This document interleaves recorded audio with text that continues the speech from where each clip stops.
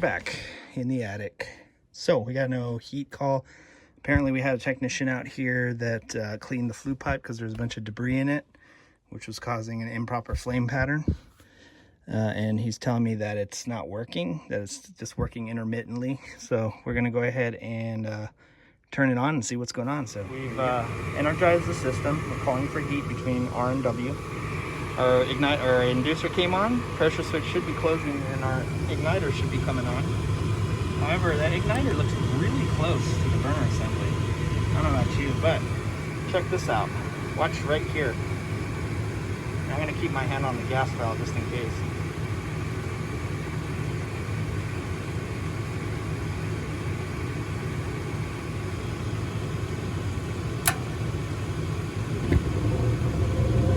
We got a flame going all the way to the spud, so that's not good.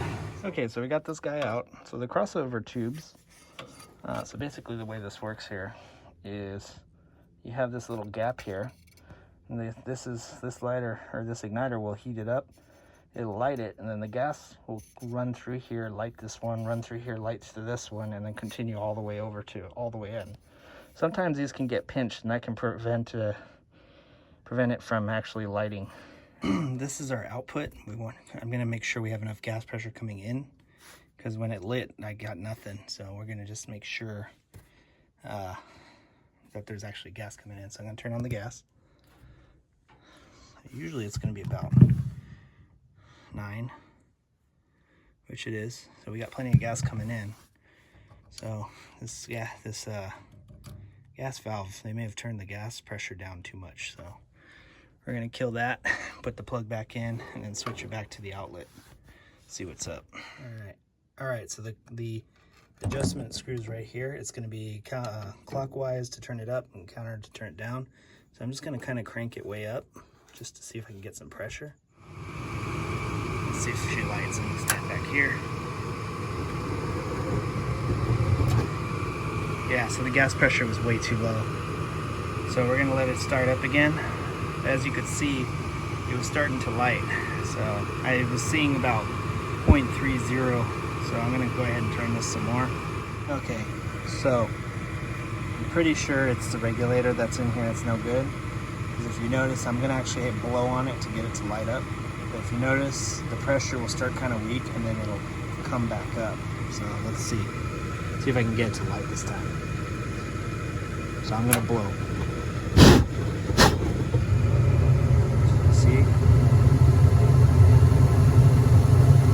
See how the pressure kind of starts weak and then kind of slowly rises. So I think there's something up with the regulator in here. All right, so we're back here. We got our OEM Lennox gas valve.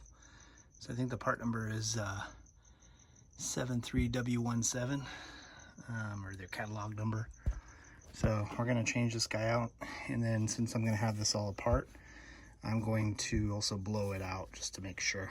But yeah, I don't think that's the issue because we stuck a little Allen wrench in there and cleaned them all out. But anyway, we're gonna start by disconnecting this guy and then pulling it all apart. So here's the first things first. You want to go ahead and close your gas valve, and we put one on each. And then here's the trick: you just push it like that, and that's done.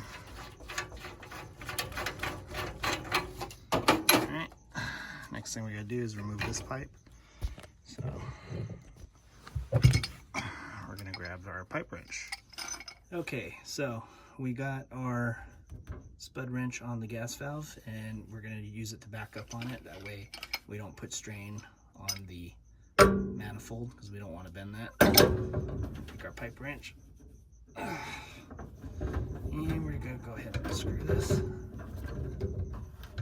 Actually, I think I got it to the point where I don't need that anymore. Yep. Constant grip.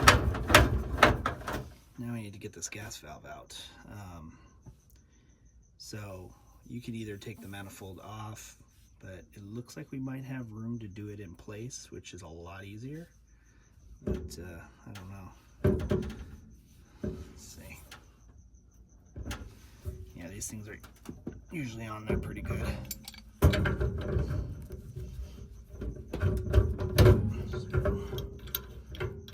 thing about these is you can grab that square spot.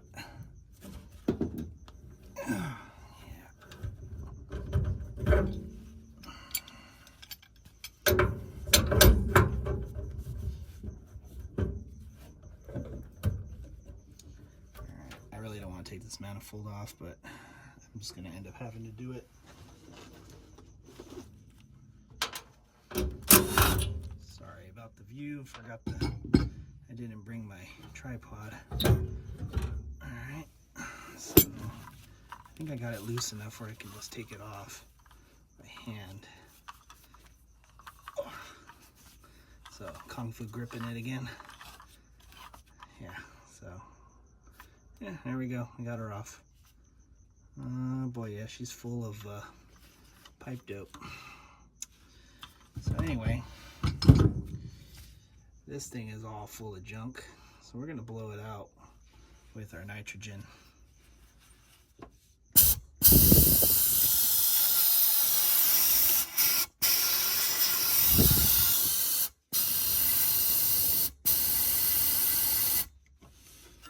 Okay, it appears to be good. And we're going to go ahead and clean off this pipe dope because we don't want to get that old stuff in there. And since we get the nitrogen, we'll go ahead and blow out the burners.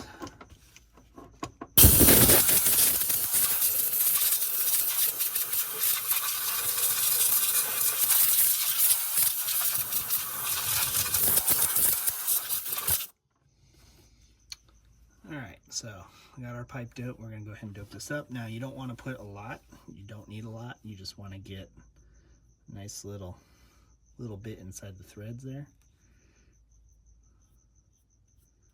You know, you don't need to glop it on.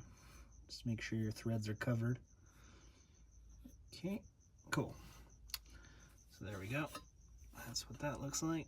I know it's ugly right now, but don't worry, we'll clean it up later. So again, this is our outlet, and then it actually says in right there. I don't know if you can see that. So we're gonna go ahead and screw this on.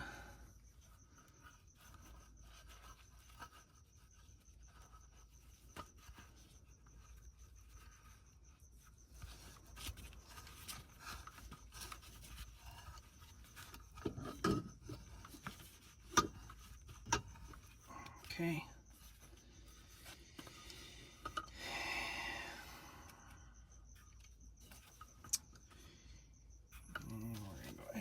This in place, see how it lines up. And this one's actually a little bit smaller, so I'm going to be able to screw it on in place. So I'm going to reattach the manifold. Okay.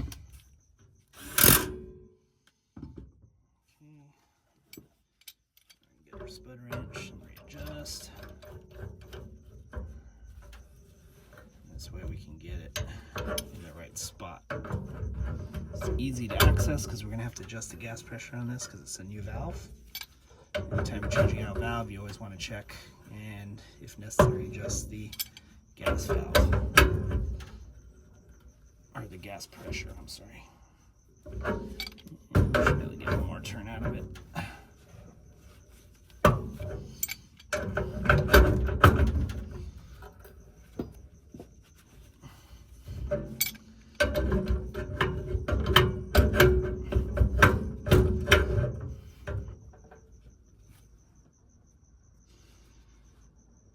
Okay, cool. So yeah, that's what it looks like. And then what we're going to do is we're going to take our towel and we're going to wipe off the excess pipe dope. You don't have dope all over the place.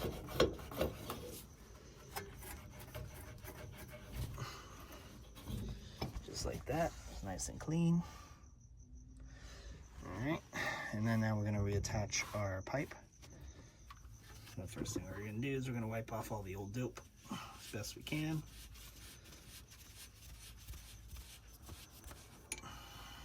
And we're going to put new dope on there. And again, you don't need a lot. You just want to get a nice coat inside the threads.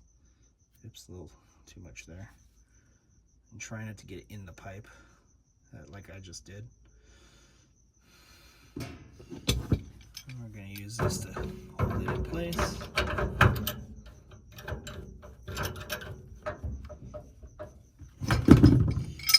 And we're going to go ahead and tighten her up.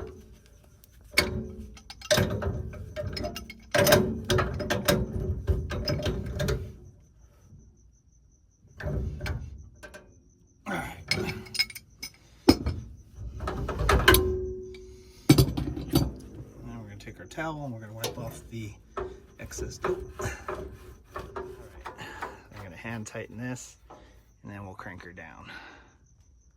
Okay, so same thing as we did to remove it. Put one here.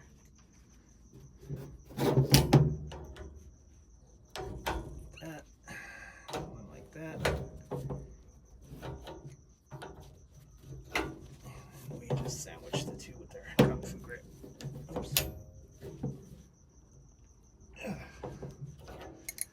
Cool. Okay, so I just checked all my gas connections just to make sure, you know, soapy bubbles. So when you're done, make sure you wipe that stuff off. Don't be a jerk and leave it everywhere, because that's not cool. Anyway, no gas leaks, so we got her all wired up. We got our manometer hooked up. Don't forget to zero it out. All right. So we're gonna go ahead and jump this to heat and hopefully it works. So, yep, it's a moment of truth. Fingers crossed. Light, light, light.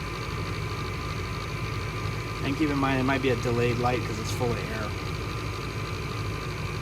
Here we go. Ooh, yeah. So yeah, it looks like we just had a bad regulator on our gas valve. Even the flames look better, and if I don't know if you can hear it, but the flame sound is consistent. It's not starting quiet and getting louder and louder.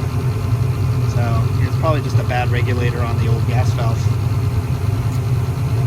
So all right, that's actually the first time I've seen that happen.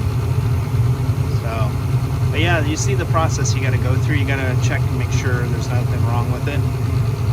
But since I had this open, I went ahead and cleaned everything out with good old nitrogen. And look at that. No pipe dope all over the place. That's how you got to do it every time. Anytime you do gas line, wipe up your pipe dope. It doesn't need to be there. All you need is inside the threads. So I'm going to turn this thing on and off a bunch of times just to make sure. But I think we're good.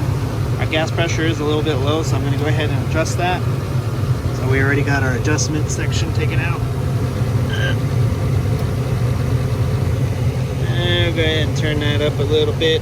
So this furnace calls for 3.5. Come on. So we're gonna get it just under 3.5. So just keep in mind, you want to do this every time you install a new furnace, or if you change the gas valve. Not negotiable.